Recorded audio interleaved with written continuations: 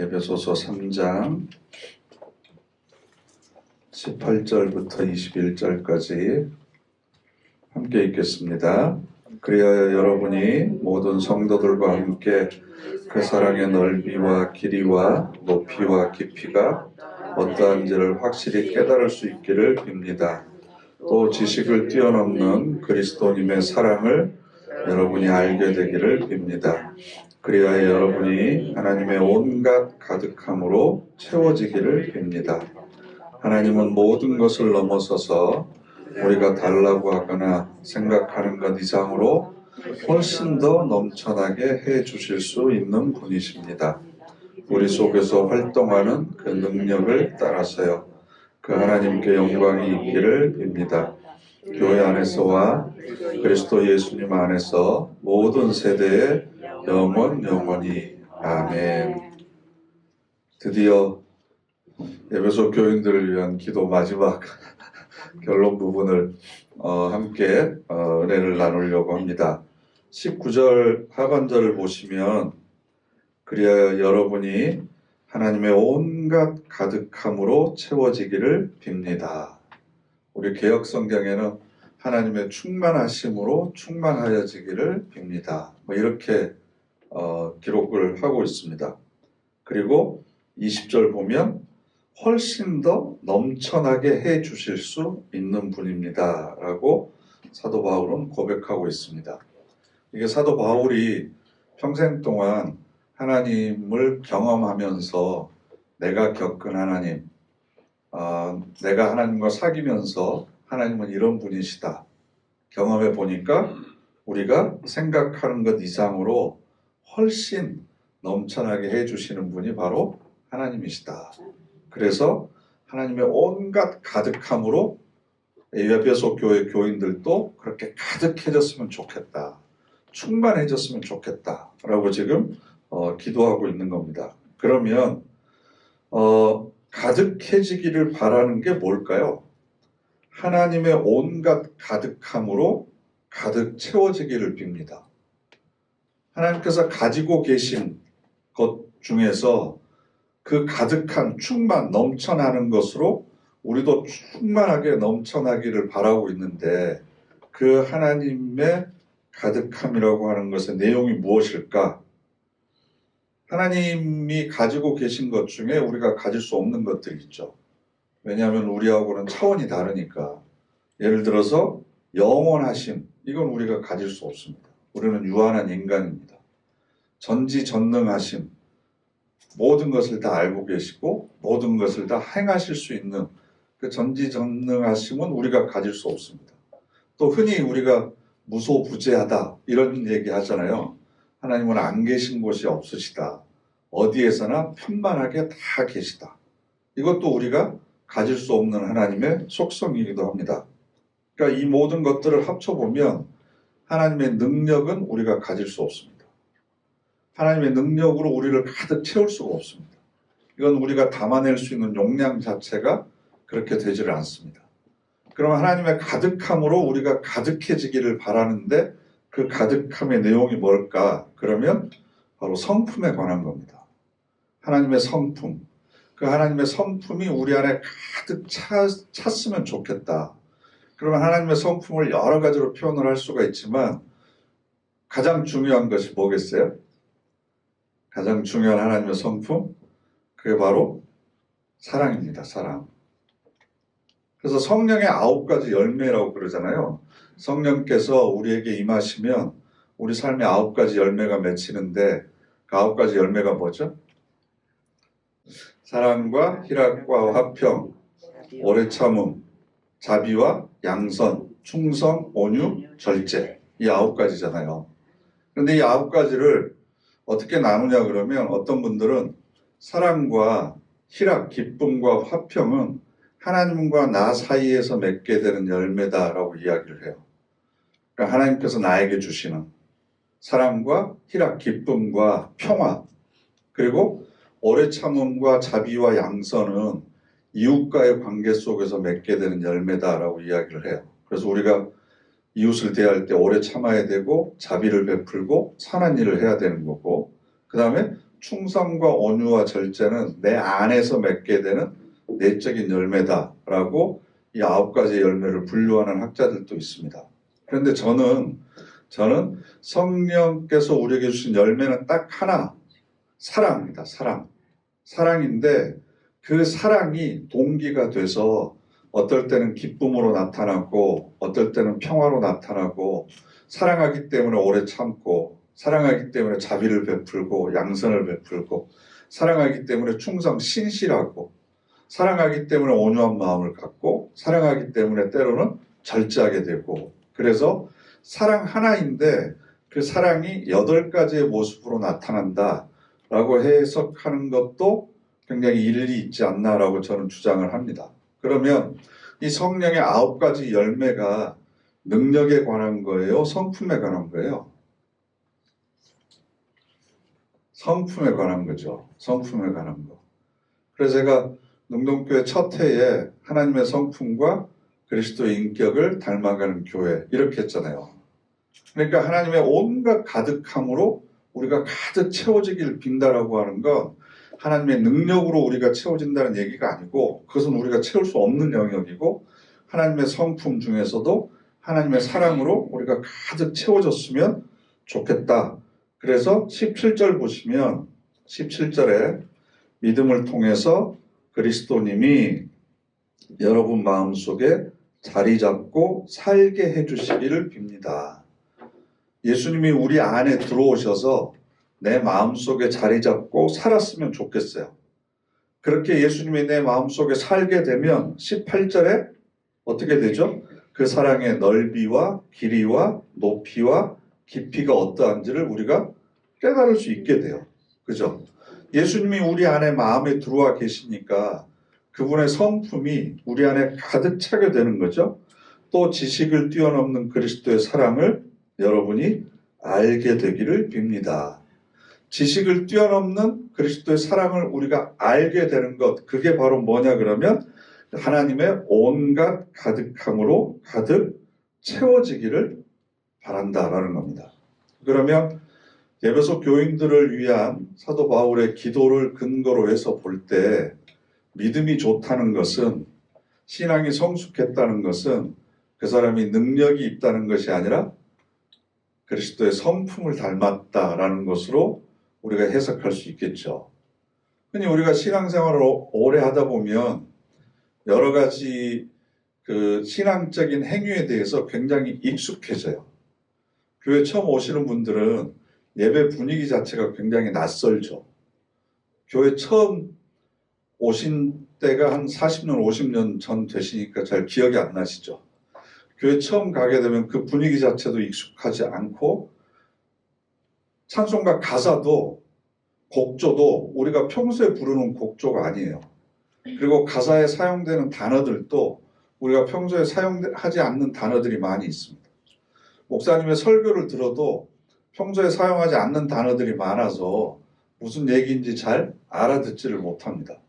그런데 점점점 신앙생활을 오래 하다 보면 예배 분위기도 익숙하게 되고, 성경에 있는 단어들이나 찬송가의 곡조도 익숙하게 되고, 나중에 더 신앙생활을 하게 되면 기도도 유창하게 잘잘잘 잘하고, 찬송가도 가사도 많이 외워서 보지 않아도 술술술 부르게 되고, 이제 좀 더 이제 되면 주보를 딱 보고, 오늘 성경 본문과 제목을 보면 오늘 이런 말씀을 하시겠구나, 설교까지 미리 짐작할 수 있을 정도로 익숙해지죠. 그걸 우리가 뭐라고 얘기하냐면 능력이 향상됐다라고 이야기를 합니다. 기능적인 행위에 있어서는 우리가 많이 자라난 거죠. 그런데 과연 그만큼 우리가 사랑의 능력에 있어서는 예수 그리스도로 우리가 가득 채워져서 우리 안에서 사랑이 얼마만큼 흘러나오고 있는가, 이것에 관해서는 우리가 별로 스스로에게 기대도 하지 않고 그것을 중요하게 생각하지 않는 경향 속에서 우리가 살아가고 있습니다. 그러니까 요한계시록 3장을 보면 내가 문 밖에 서서 두드리노니 내 음성을 듣고 문을 열면 내가 그와 함께 들어가서 함께 먹을 것이다 라는 말씀을 하셨잖아요. 근데 그 예수님께서 그 말씀을 하신 대상이 누구냐 그러면 교인들이에요. 교인들. 그러니까 교회 열심히 다니고 있음에도 불구하고 즉 종교적인 행위에는 굉장히 익숙해져 있고 종교적인 행위는 자연스럽게 잘함에도 불구하고 여전히 예수 그리스도가 내 마음속에서 터를 잡고 자리를 잡고 살고 계시는 성도는 별로 없다라는 거죠. 이게 말세에 주님께서 교회를 향하신 심판의 말씀이기도 해요. 그러니까 하나님의 충만하심 가득함으로 우리가 가득하게 되는 것은 노력하고 연습해야 되는 거예요. 그분을 초대해야 돼요. 우리가 마음의 문을 열어놓아야 되고 그분을 오시라고 우리가 불러야 되고 또 중요한 건 우리가 손님을 초대할 때 그냥 초대하나요? 청소를 하잖아요. 적어도 있을 수 있는 공간을 마련을 해놓고 사람을 불러야 그게 맞는 거지. 있을 수 있는 공간도 없는데 우리 집에 오라고 그래가지고 잘 데도 없고 앉을 데도 없고 그럼 어떻게 되겠어요? 그러니까 우리들의 마음을 청소해야 되는 거죠. 우리들의 마음에 예수님께서 있어야 될 공간을 미리 마련을 하고 그분이 내 마음속에 들어와서 터를 잡고 살 수 있도록 내 마음을 청소하고 깨끗하게 하는 것은 우리가 해야 된다라는 겁니다. 그래서 내가 지금까지 주인이 되어서 살아왔던 삶을 이제는 내가 결정하고 내가 선택하는 것이 아니라 그분이 내 안에 들어오셔서 내 마음과 생각을 이끌어 가시고 그렇게 해서 내가 좀 충만해져야 되겠다라고 하는 결심을 해야 되는 거예요. 그걸 항상 우리가 자각해야 됩니다. 이게 지금 내가 내 마음대로 살고 있는 건지 아니면 내 안에 계신 주님께서 나를 통해서 지금 살아가고 계시는 건지. 그래서 그리스도를 내 안에 모시고 살아가는 것은 우리가 연습하고 노력해야 된다라는 겁니다. 그래서 에베소서 4장 보시겠어요? 4장 1절부터 3절까지 함께 읽겠습니다. 그러므로 여러분에게 내가 주님 때문에 갇힌 사람인 내가 권유합니다. 여러분은 부르심 받은 그 부르심에 어울리게 살아가십시오. 완전히 낮은 자세와 온유함으로 참을성을 가지고 서로를 대하십시오. 사랑으로 서로 받아들여 주십시오. 성령님이 평화의 줄로 한데 묶어 이루어 놓으신 하나됨을 지키려고 애쓰십시오. 아멘. 이렇게 살아가는 것이 충만함으로 가득함으로 가는 길이다. 다시 얘기하면 이런 삶을 살려고 노력을 하는 것이 하나님의 온갖 충만함으로 내가 가득 채워지게 되는 길이다라는 겁니다. 그래서 2절 보시면 어떻게 살아가라고요? 완전히 낮은 자세와 온유함으로. 나를 항상 낮추라는 겁니다. 근데 그냥 낮은 자세가 아니라 완전히 낮은 자세예요. 완전히 낮은 자세. 완전히 낮은 자세를 우리에게 잘 보여주는 것이 뭐가 있을까요? 땅이죠, 땅. 흙입니다, 흙. 흙을 항상 밟히면서 살아갑니다. 그런데 그렇게 밟히면서 살아가는 땅이 생명을 품고 있습니다. 저는 이게 하나님께서 우리에게 주신 굉장히 큰 메시지가 그 안에 담겨 있다고 생각해요. 흙이 낮아지지 않으면 생명을 품고 있지 못합니다. 요즘에는 농법이 발달해서 수경재배라고 그래서 공중에 이렇게 뿌리채 달아놓고 물만 줘서 이렇게 키우는 방법도 있기는 한데 하나님께서 만들어주신 생명의 법칙의 가장 출발점은 땅에서부터 모든 생명이 시작하는 겁니다. 가장 낮은 곳에서부터 생명이 나오는 거죠. 그러면 나를 통해서 새로운 생명이 태어나지 않는 것은 여기서 말하는 것은 육체적인 후손만을 이야기하는 것이 아니고 영적인 생명들이 나를 통해서 태어나지 않는 것, 내가 새로운 생명을 품고 있지 않는다고 하는 건 낮아지지 않았다는 거죠. 내가 아직 땅이 되지 않았다는 겁니다. 그래서 나를 통해서 새로운 생명이 품어지지도 않고 새싹이 나거나 줄기와 가지를 뻗어서 열매를 맺지 않고 있는 거죠. 신앙생활을 하면서 완전히 낮아진다고 하는 것이 무엇인가? 완전히 낮아진다고 하는 것. 그렇게 낮아져야만 물이 이렇게 흘러 들어오듯이 은혜는 낮은 곳으로 임하잖아요. 그래서 옛날 성인들은 군자의 삶을 상선약수라고 그랬거든요. 상선, 최고의 선은 물처럼 사는 거다, 물처럼. 물은 높은 곳에서 낮은 곳으로 흐릅니다. 낮은 곳을 지향합니다. 높은 곳을 향해서 올라가지 않습니다. 그런데 물이 이렇게 흘러가다가 물이 항상 곧게만 흐르는 게 아니잖아요. 그죠? 옆에 둔덕이 있으면 어떻게 해요?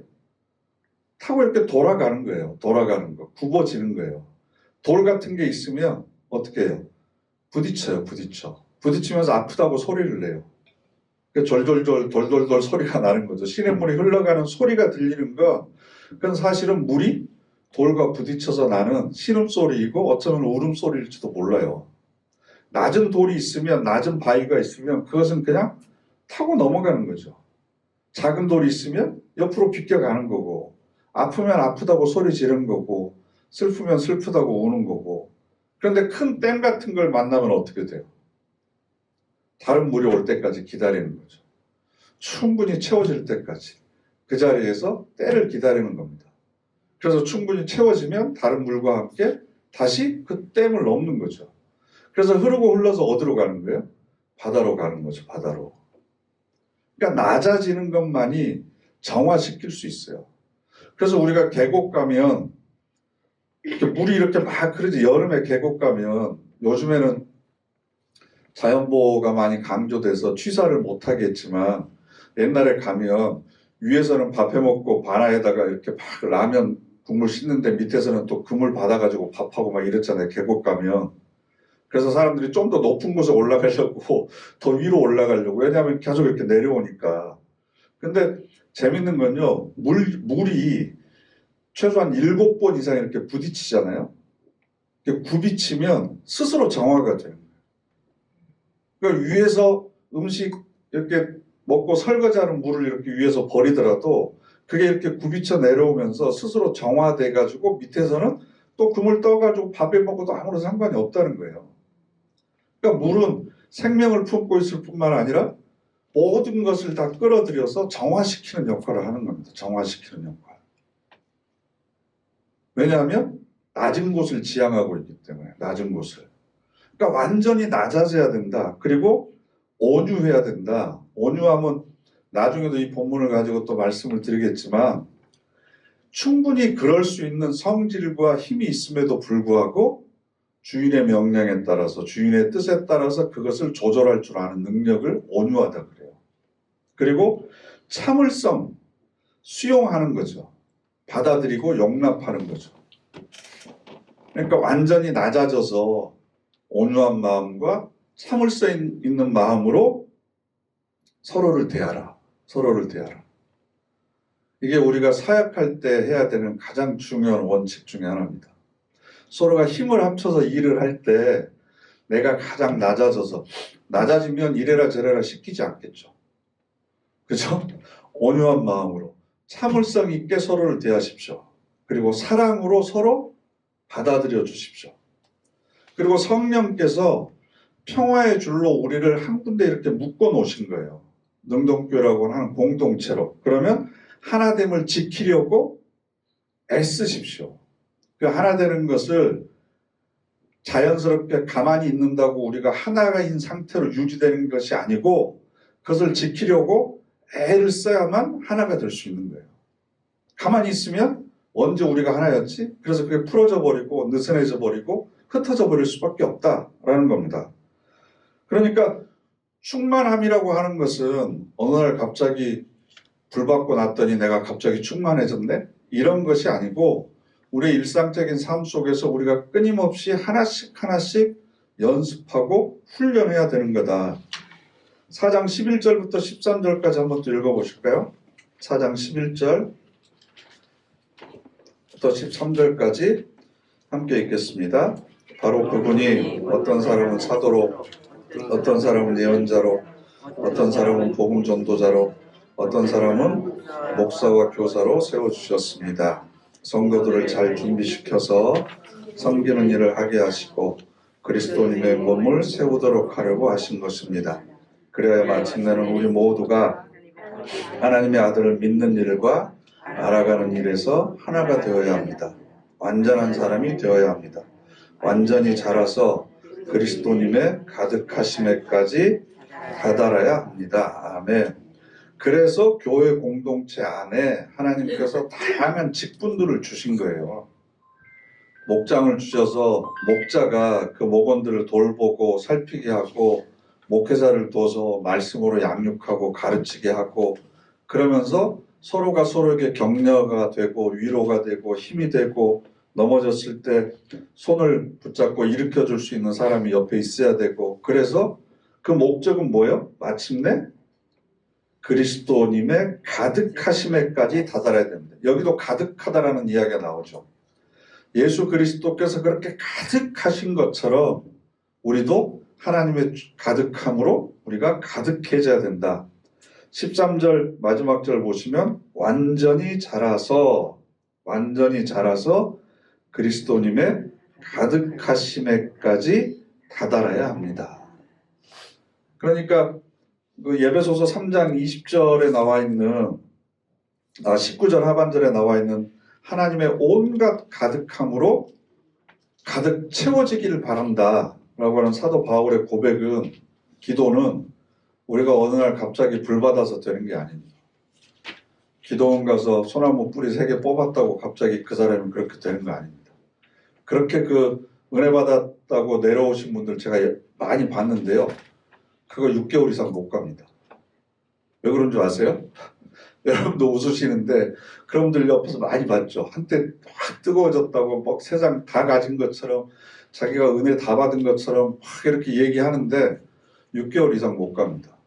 왜 그런 줄 아세요? 성품이 안 바뀌기. 성품이 안 바뀌면 다시 본래의 모습으로 돌아올 수밖에 없습니다. 그러니까 하나님의 충만하심으로 채워진다고 하는 것은 일상적인 삶 속에서 우리가 끊임없이 계속해서 노력해야 돼요. 지지고 볶고 살아가는 삶이지만 그 과정 속에서 오래 참고 내가 더 낮아지고 내가 양보하고 사랑으로 용납하고 그러면서 그 과정이 충만해지는 것 자체가 아니고, 그 과정이 우리의 마음밭을 점점 넓히는 거죠. 내 믿음의 그릇을 키워가는 거죠. 하나님의 가득하심을 채우기 위해서는 내 그릇 자체가 넓어져야 되고 깨끗해져야 되니까, 그럴 수 있는 그릇으로 내가 스스로 계속해서 만들어 가야 됩니다. 그래서 자기를 부인하고 자기 십자가를 지고 나를 따르라고 그랬으니까, 사실은 아까 우리가 읽었던 예배소서 4장 1절부터 3절에 있는 말씀은 굉장히 힘든 말씀이에요. 실천하기가 너무 어려워요. 이건 자기를 부인하지 않으면, 자기를 부인한다는 건 뭐죠? 나는 내가 아니다, 나는 없다, 나는 죽었다 라고 생각하지 않으면 완전히 낮출 수가 없어요. 완전히. 그리고 우리 인간이 가지고 있는 그 알량한 자존심이라고 하는 것이 그리 대단하다고, 그게 무너지면 마치 세상이 무너진 것처럼 생각하지만, 그것을 하나님 앞에서도 내세우기 때문에 사실은 하나님의 은혜가 흘러 들어오지를 못합니다. 왜? 우리가 높아져 있습니까? 가장 낮은 곳으로 은혜가 많이 쌓일 수밖에 없는데. 그래서 포도나무의 비유처럼 내가 예수 그리스도에게 완전히 접붙어 있는 거죠. 그래서 일상적인 삶 속에서 그분의 하시는 일들이 나도 모르게 자연스럽게 나와야 되는 거예요. 그래서 오른손이 하는 것을 왼손이 모르게 하는 거죠. 그건 예수 그리스도와 내가 하나가 되었을 때만 가능합니다. 내가 몸이 되었을 때. 그래서 저는 오른손이 하는 일을 왼손이 어떻게 하면 모를까? 가능해요, 여러분. 아니, 오른손도 내 손이고 왼손도 내 손인데 오른손이 하는 일을 왼손이 어떻게 몰라요?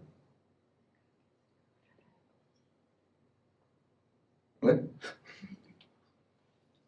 그래서 제가 이 본문을 가지고 한참 고민을 했었는데 갑자기 깨달은 게 있었어요. 그게 뭐냐 그러면, 몸일 때는 가능하다. 한 몸일 때. 한 몸일 때. 저는 오른손잡이라 오른손으로 밥을 먹습니다. 밥을 먹다가 입가에 뭐가 묻으면 왼손으로 이렇게 휴지를 가져옵니다.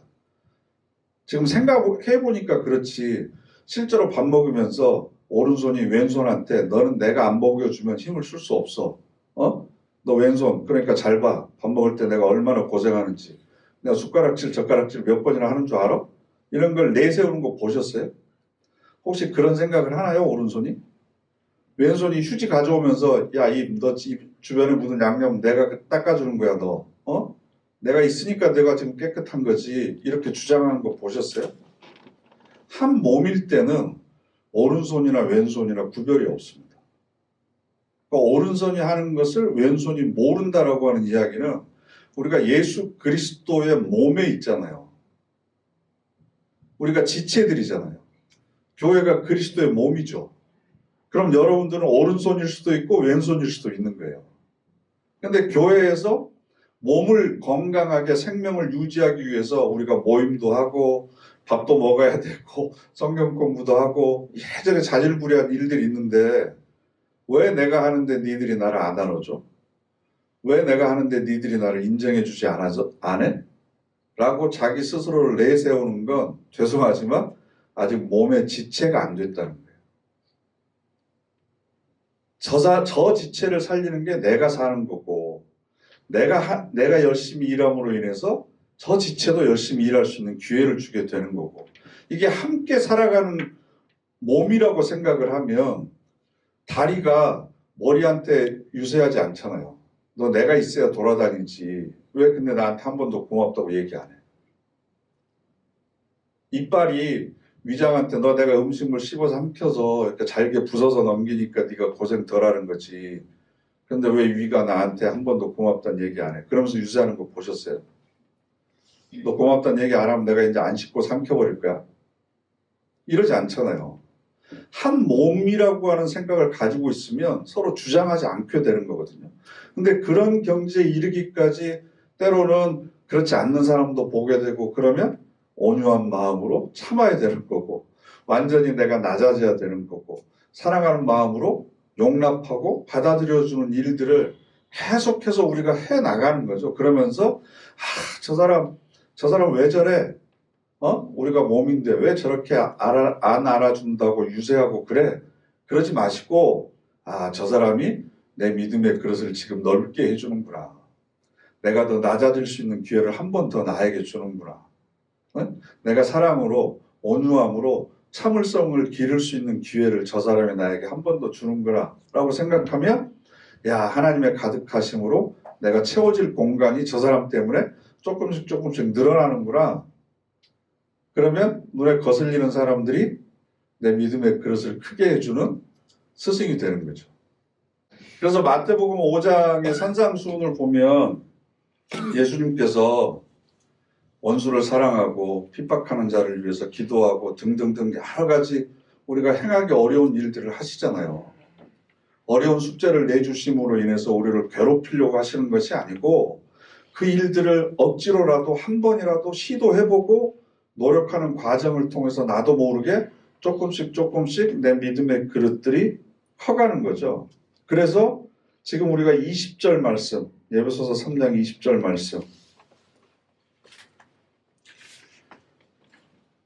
함께 읽어보실까요? 하나님은 모든 것을 넘어서서 우리가 달라고 하거나 생각하는 것 이상으로 훨씬 더 넘쳐나게 해주실 수 있는 분이십니다. 우리 속에 활동하는 그 능력을 따라서요. 저는 이 말씀을 계속 읽으면서 이 바울의 마음이 어떨까를 좀 곰곰이 생각을 해봤어요. 사도 바울이 하나님이 내 속에서 능력으로 역사하고 계신다. 이건 골로새서 1장에서도 나오거든요. 만세와 만대로부터 감춰져 있던 비밀인데 곧 여러분 안에 계신 그리스도다. 내 안에 계신 그리스도. 그분이 내 안에서 능력으로 역사하시는 것을 따라 나도 수고한다라고 하는 이야기를 하거든요. 골로새서 1장에서도. 그러니까 지금 예수 그리스도 성자이신 하나님께서 내 안에서 지금 능력으로 역사하고 계세요.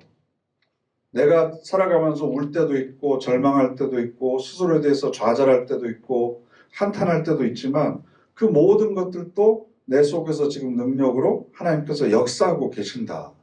그리고 그것들을 통해서 통해서 내가 달라고 한 적도 없고 생각해 본 적도 없지만 그 이상으로 너무나도 신령한 것을 우리에게 가득 채워줄 수 있는 분이다. 만일 우리가 하나님의 가득함으로 내가 충만해질 수 없는데 그것을 위해서 기도한다면 사도 바울의 기도가 잘못된 거죠. 그죠?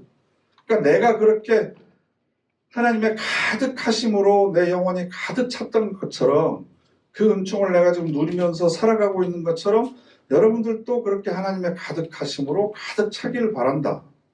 여러분들은 그것에 대해서 생각하지도 않고 있을지 모르지만 그렇게 해달라고 한 번도 구하지 않았을지 모르지만 하나님은 그것 이상으로 우리에게 주시는 분이기 때문에 하나님의 충만하심으로 언젠가는 여러분들이 충만하게 될 거다. 그것을 위해서 내가 지금 기도하고 있다라는 겁니다. 그런데 그 측량할 수 없는, 헤아릴 수 없는 하나님의 그 부요하심, 그 가득하심, 이것을 이스라엘 백성들이 아니라 이방 사람들이 너희들에게 지금 하나님께서 허락하고 있는 거다. 근데 이 기쁜 소식을 누구를 통해서 전하고 있느냐?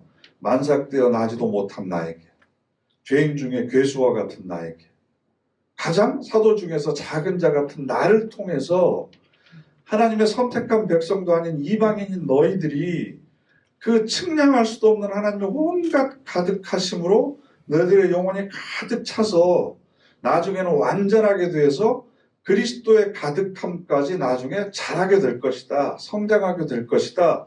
그것을 위해서 기도하고 간구해라 라는 겁니다. 그런데 우리는 이것에 대해서 중요하게 생각하지 않습니다. 하나님이 우리에게 주시려고 하는 것과 내가 하나님께 바라고 있는 것이 서로 굉장히 많이 차이가 있습니다. 우리는 그저 급한 일이 생기면 하나님 빨리 와서 좀 해결해 주세요. 내가 여기까지 해놨으니까 마지막 이것만 하나님이 해주시면 됩니다. 그래서 현실적인 문제를 해결하고 내가 원하는 것을 이루기 위해서 능력을 끌어다 쓰는 것에만 관심이 있지, 하나님의 그 사랑의 높이와 길이와 넓이와 깊이 그 안에 내가 함께 거하는 것에 대해서는 별로 관심을 갖지 않습니다. 근데 사도 바울의 이 고백을 한번 읽어보시면, 야, 그렇구나. 성령을 보내셔서 내 마음을 감동하게 하셔서, 자네는 하나님이 누군지도 몰랐는데 마음의 문을 조금이라도 열어놓으셔서 예수 그리스도가 내 안에 들어오게 하시고, 내가 기도할 때 말할 수 없는 탄식으로 나를 대신해서 간구하시고, 그래서 내 영혼의 더러운 것들을 하나씩 하나씩 치우시고, 그게 내 속에서 능력으로 역사하시는 거죠. 그래서 그 거룩함이 내 안에 들어올 수 있도록 다 하나님께서 준비하셔서 나중에 그 가득함으로 나를 이렇게 가득 채워주신 것처럼, 비록 이방인들이지만 이 사람들도 그렇게 가득하게 되기를 바랍니다. 그래서 다른 사람들이 볼 때, 야, 저 사람의 사랑의 높이가 얼마나 되는 거야? 사랑의 길이가 얼마나 돼?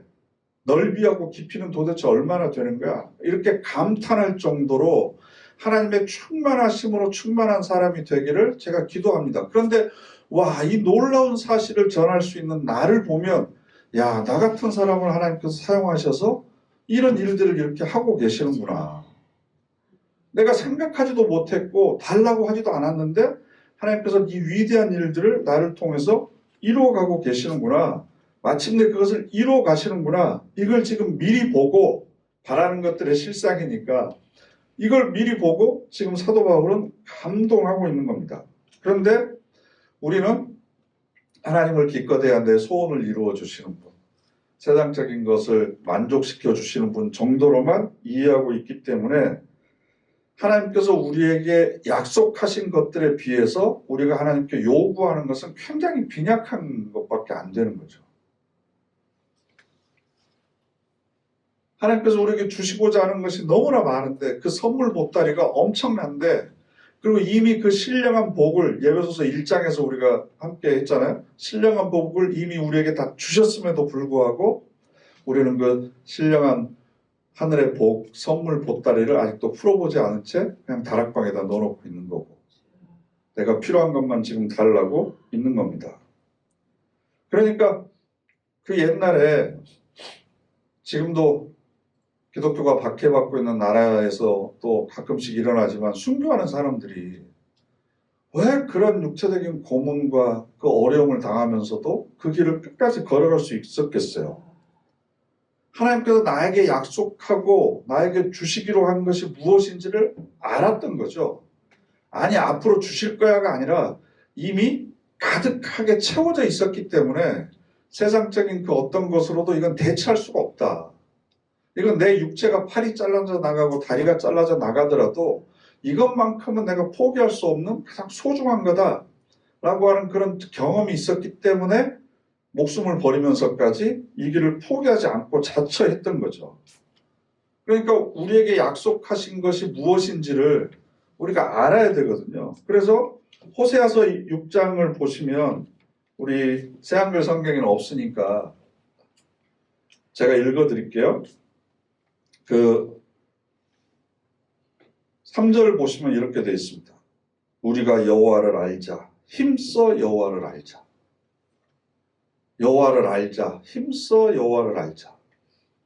그러니까 하나님이 어떤 분이신 것을 아는 것이 우리에게는 구원이다. 이스라엘 백성들이 민족적인 위기에서 구원받고 포로에서 돌아오고 다시 우리 민족이 그 다윗과 솔로몬 시대의 영광을 회복하고 하나님의 백성으로서의 삶을 살아가는 가장 그 첫 번째는 뭐냐 그러면 여호와를 아는 겁니다. 여호와를 아는 거. 하나님이 어떤 분이신지, 우리를 위해서 어떤 것을 예비해 주고 계시는지. 그래서 하나님에 대해서 뭐라고 얘기하냐 그러면 그의 나타나심은 새벽빛같이 어김없나니 비와 같이 땅을 적시는 늦은 비와 같이 우리에게 임하시리라.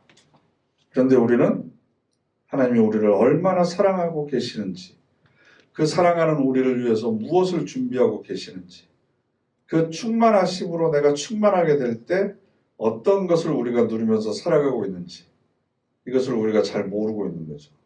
그래서 에베소 교인들을 위해서 사도 바울이 이렇게 간절하게 기도하고 있는 겁니다. 환난과 고통이 없다고 성경은 약속하지 않습니다. 고난과 시련이 있습니다.